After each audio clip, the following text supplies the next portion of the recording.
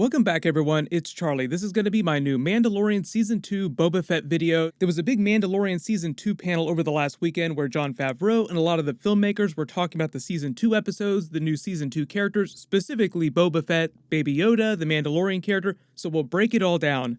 There's also some casting news about other really big characters that they're bringing to live action from some of the animated series like Grand Admiral Thrawn, so I'll address that during the video too, but this is mostly going to be about Boba Fett and the Mandalorian Season 2. If you're new to the channel, be sure to subscribe to get all the videos. We'll do a new Amazon giveaway. All you have to do to enter is be a subscriber and let me know which other characters from the original trilogy or the TV shows you want them to bring to the live action series. So just going down the list, starting with number 5. All this Mandalorian Season 2 panel stuff is from the ATX Television Festival. They did a special pre-recorded panel because they're still working on the Mandalorian Season 2 in post-production right now. They talked about a bunch of stuff during Season 2 and the series in general and the character arcs, but some of the most important stuff was clarifying why they chose to do the Boba Fett character, especially after Jon Favreau implied last year that they weren't going to do him before Season 1 premiered. What they chose to change about the character, given the Star Wars timeline from the movies and the other canon TV shows like the Clone Wars, and confirm some of my theories about what's going on with this character during Season 2. The overall themes of redemption inherent to the series itself, also through the Din Djarin Mandalorian character and Baby Yoda, so remember that idea too. Redemption. All about redemption. Boba Fett's story during Season 2 and Season 3 will make a little more sense too when you hear Jon Favreau's quote here. This is one of his more important Boba Fett quotes. He said, "We all love Boba Fett, but we never got as much of him as we all wanted." He's talking about in the original trilogy. He came to an unceremonious end in Return of the Jedi. We wanted somebody that could kind of live up to what we had hoped to see when we were younger. So number 4, what that means for Boba Fett in Season 2 is that they intend to quote-unquote redeem the character after the hilarious way he went out in Return of the Jedi, falling into the Sarlacc pit. He was such a badass during Empire Strikes Back, he was hyped up so much, and then just went out so hilariously during Return of the Jedi. The most badass bounty hunter in the galaxy just falls right into the pit because he gets knocked in the back. A lot of the inspiration for the Mandalorian series in general when they were developing it came from the Boba Fett character, as well as because we have Dave Filoni from the Clone Wars Mandalorian storylines. But all that stuff during the Clone Wars spun out of the backstory that started in the original trilogy with that Boba Fett character, so it all goes back to Boba Fett. So because the Boba Fett character is so important to the Mandalorian series, metaphorically and practically, that's why they wanted to bring him on. Also because they wanted to do justice to the character. The only other big Boba Fett stories that we've had within the Star Wars universe that are still canon right now are actually during the Clone Wars. Daniel Logan, who played the young Boba Fett during Attack of the Clones, came back to play a slightly older version of the character during the Clone Wars animated series, and it just pushed him slowly along the path of becoming the Boba Fett of present day. He's Jango's son. Oh, yes. Sorry about your father. He was a friend and an honorable man. But it's Temuera Morrison that's playing the older Boba Fett that we'll see during the Mandalorian Season 2, because if you want to be accurate about it, Boba Fett was a clone of Jango Fett. Temuera Morrison played Jango Fett, he played all the clones, so he would also play Boba Fett in present day too. But because they now confirmed the teaser from the Mandalorian Episode 5 post-credit scene, or that end tag scene where he's walking up inspecting Ming-Na's body, it just confirms that they're doing a version of the Aftermath story, which is canon to Star Wars right now. I know there's always a lot of questions about what's canon, what's not canon. I'll get into that in a second too, but for the most part, the Aftermath novel just deals with the aftermath of Return of the Jedi, what happens after that to the Empire, and what happens on Tatooine after the Sarlacc pit here.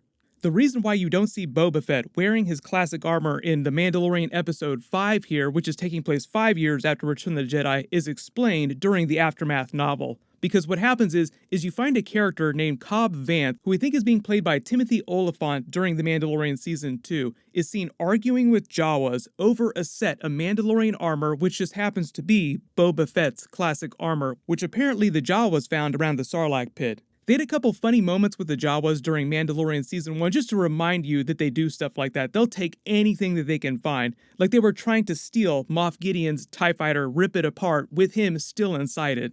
So number 3, there was that report from the set that Timothy Olyphant was seen wearing a version of the Boba Fett Mandalorian armor in his scenes. So if you didn't see my last Season 2 video, he is playing a character during at least one episode for Season 2. We don't know which episode it's going to be. But as most people have guessed, even if you haven't read the Aftermath novel, you may have seen people talking about it. If he's playing the Cobb Vanth character who gets Boba Fett's armor from the Jawas, who scavenged it from the Sarlacc pit, it would explain who he's playing. But the Aftermath novel doesn't tell you exactly what happens to Boba Fett himself, so The Mandalorian Season 2 is writing all that new Boba Fett story into the canon themselves. And if the series is all about redemption, as Jon Favreau says, the redemption of Din Djarin's character through Baby Yoda, and Jon Favreau references that when talking about Boba Fett, they also probably intend to give Boba Fett a similar redemption arc during Season 2, and if rumors are to be believed, Season 3. Right now the reports are that Temuera Morrison's Boba Fett character isn't going to be featured a lot during Season 2, but he'll have more episodes during Season 3. But just because they're giving Boba Fett a redemption arc during the Mandalorian series doesn't mean they're suddenly going to make his alignment lawful good. They're still all about staying true to the characters, and he's a true neutral character as a bounty hunter, so he's capable of helping the Mandalorian just as much as he'd sell him out to Moff Gideon for a fat bounty paycheck on Baby Yoda.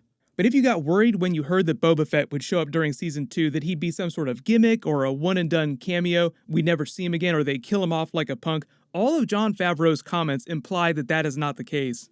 And even though they are developing a bunch of Mandalorian series spin-offs, I don't think that they have plans to do a Boba Fett spin-off. He could always show up during the live-action Ahsoka series that they've been talking about doing, the Obi-Wan Kenobi series set in the past, or others. But outside of future Mandalorian seasons, I think that's it, and he would just always be played by Temuera Morrison when he does show up. Number 2, also during this big panel, Jon Favreau confirmed that Baby Yoda's character arc is meant to reflect the Mandalorian's personal history and how that affected their relationship arc. Baby Yoda being a foundling, just like the Mandalorian was, the Mando and the armor both call him a foundling on separate occasions, and now he takes it into his care as a father figure, just like the Death Watch Mandalorians took him in when they saved him during the Clone Wars.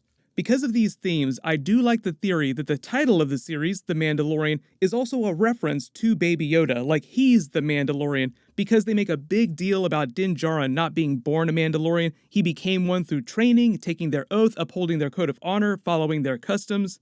So one day, Baby Yoda could also do the same thing in a sense. As cute as it is seeing all this fan art of him walking around with a Mandalorian helmet designed for giant Yoda species ears, I don't think we'd ever see an older version of him walking around in a giant Mandalorian helmet. But metaphorically, he becomes a Mandalorian through his inclusion in Mando's Tribe of Two, as the armorer tells him. But number 1, some of you were asking me about the Grand Admiral Thrawn casting news. So apparently it's been reported that Grand Admiral Thrawn is going to come into the live-action series at some point. The news reports didn't specify if the character would be appearing on The Mandalorian or if he was supposed to appear on the Ahsoka series or some other series. But the character is still alive in present day until proven otherwise. So here's where we get into what's canon and what's not canon for Grand Admiral Thrawn. If you read the Thrawn novels, most of those are great, but they're not canon anymore. There is a new canon Thrawn novel, but it's set way further in the past before Star Wars Rebels.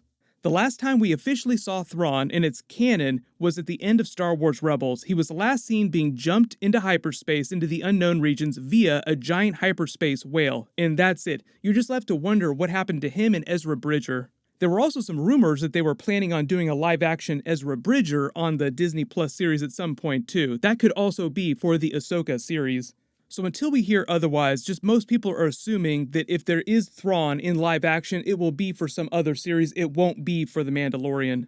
Right now, Moff Gideon is still meant to be the big bad for The Mandalorian series, and the other good news too is that Jon Favreau reiterated that The Mandalorian Season 2 episodes would start being released in October this year, just like they originally planned. No big delays because of the virus or anything like that. He didn't give the exact date, but right now Marvel is currently still releasing Wandavision episodes in December, so in order for that schedule to work, they'd have to start dropping Mandalorian Season 2 episodes by October 9th in order to get them all out before Wandavision starts. So until we get an official release date, just pencil that in, vaguely sometime mid-October. Congratulations to the giveaway winner from my last big Star Wars video, Anarchy. Please email me on the About page of my channel so I can get your contact details. Everyone click here for all my Mandalorian Season 2 videos, and click here for my brand new Batman movie video. Thank you so much for watching. Everyone stay safe. I'll see you guys tonight.